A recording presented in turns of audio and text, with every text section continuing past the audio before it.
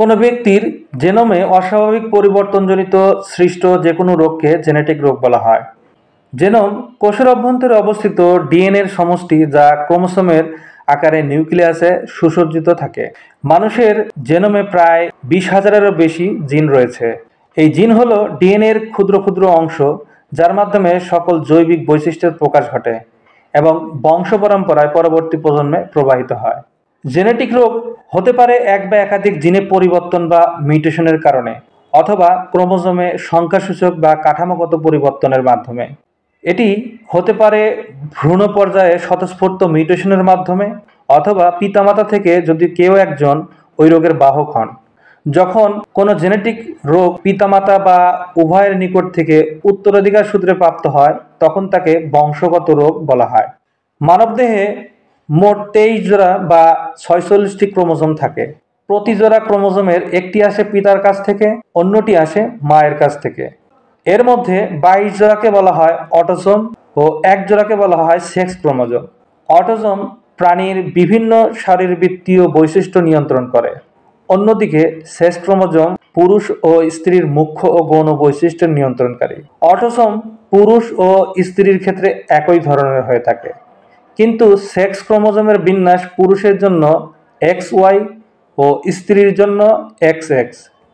মিউটেশনের অবস্থান ও ধরনের উপর ভিত্তি করে জেনেটিক রোগের শ্রেণীবিন্যাস করা হয়ে থাকে, যেমন autosomal recessive, autosomal dominant, X ক্রোমোজোমজনিত, Y ক্রোমোজোমজনিত, মাইটোকন্ড্রিয়া সম্পর্কিত ইত্যাদি।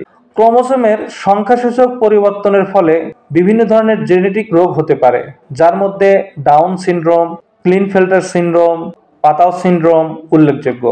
মিউটেশনের অবস্থান অনুসারে হেপাটোলেন্টিকুলার ডিজেনারেশন বা উইলসন ডিজিজ হলো একটি অটোসোমাল রিসেসিভ অবস্থা, যা উইলসন ডিজিজ প্রোটিন ATP-B7 জিনের মিউটেশনের কারণে শরীরে অতিরিক্ত কপার জমা হয়।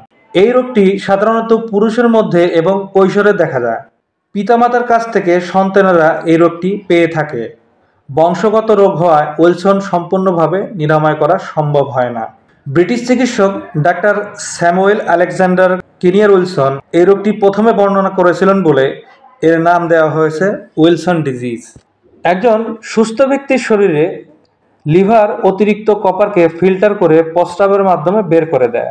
উইলসন রোগে আক্রান্ত ব্যক্তিদের মধ্যে লিভার অতিরিক্ত কপারকে সঠিকভাবে অপসারণ করতে পারে না। অতিরিক্ত কপার তখন মস্তিষ্ক, লিভার এবং চোখের কর্নিয়াতে জমা হতে শুরু করে। অবস্থার অগ্রগতি বন্ধ করার জন্য প্রাথমিকভাবে রোগ নির্ণয় অত্যন্ত গুরুত্বপূর্ণ। চিকিৎসা বিলম্বিত করা বা এটি গ্রহণ না করা হলে মস্তিষ্ক, লিভার এবং দেহের অন্যান্য অর্গান বিভিন্ন হুমকির সম্মুখীন হতে পারে। উইলসন রোগের লক্ষণগুলো জন্মের সময় দেখা দিতে পারে, তবে লক্ষণ এবং উপসর্গ সাধারণত মস্তিষ্ক, লিভার এবং অন্যান্য অঙ্গে কপার তৈরি হওয়ার পরেই দেখা যায়। এই রোগের লক্ষণগুলি সাধারণত মস্তিষ্ক এবং লিভারের সাথে সম্পর্কিত।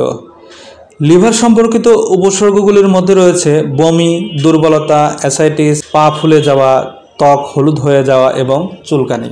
মস্তিষ্ক বা স্নায়বিক লক্ষণগুলির মধ্যে রয়েছে কাঁপুনি হওয়া, পেশি শক্ত হয়ে যাওয়া, কথা বলতে সমস্যা, ব্যক্তিত্বের পরিবর্তন, উদ্বেগ এবং চোবন বা ভিজুয়াল হ্যালোসিনেশন ইত্যাদি। উইলসনের রোগ একটি অটোসোমাল রিসেসিভ বৈশিষ্ট্য হিসাবে উত্তরাধিকার সূত্রে প্রাপ্ত হয়। এর মানে হলো যে রোগটি বিকাশ করার জন্য আপনাকে অবশ্যই প্রতিটি পিতামাতার কাছ থেকে ত্রুটিপূর্ণ জিনের একটি অনুলিপি উত্তরাধিকার সূত্রে পেতে হবে। আপনি যদি শুধুমাত্র একটি জিন গ্রহণ করেন, তবে আপনি নিজে অসুস্থ হবেন না, এ রোগের একজন বাহক হয়ে উঠবেন। আর যদি পিতামাতা দুজনেরই ত্রুটিপূর্ণ জিন আপনার মধ্যে চলে আসে, তাহলে আপনি এই রোগে আক্রান্ত হবেন। সেই জন্য নিকটাত্মীয়দের মধ্যে বিয়ে হলে এই রোগের ঝুঁকি বেড়ে যায়।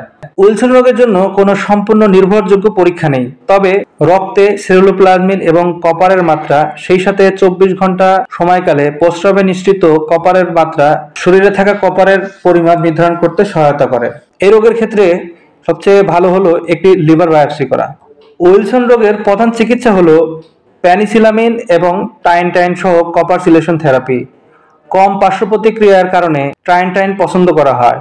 মৌখিক জিঙ্কও দেওয়া যেতে পারে, কারণ এটি ধাতব আয়ন পরিবহনকারীতে কপারের সাথে শোষণের জন্য প্রতিযোগিতা করে। পেশির দৃঢ়তা, স্পাস্টিসিটি এবং পার্কিনসনিজম বৈশিষ্ট্যের জন্য ব্যাকলোফেন, অ্যান্টিকোলার্জিক ড্রাগস, প্রিগাবালিন এবং লেভোডোপা ব্যবহার করা যেতে পারে। চিকিৎসা থেরাপিতে পর্যাপ্তভাবে সাড়া না দেওয়া কিছু রোগীর স্নায়বিক কর্মহীনতার উন্নতিতে লিভার ট্রান্সপ্লান্টেশন উপকারী বলে মনে করা হয়। মাশরুম, চকলেট, বাদাম, শুকনো ফল, লিভার এড়িয়ে চলার সাথে কপারযুক্ত খাবার কম খাওয়ার পরামর্শ দেওয়া হয়। এ রোগের স্নায়বিক সমস্যার জন্য ফিজিওথেরাপি এবং অকুপেশনাল থেরাপি খুবই উপকারী। কপার স্লেটিং চিকিৎসা কাজ শুরু করতে 6 মাস পর্যন্ত সময় নেয়।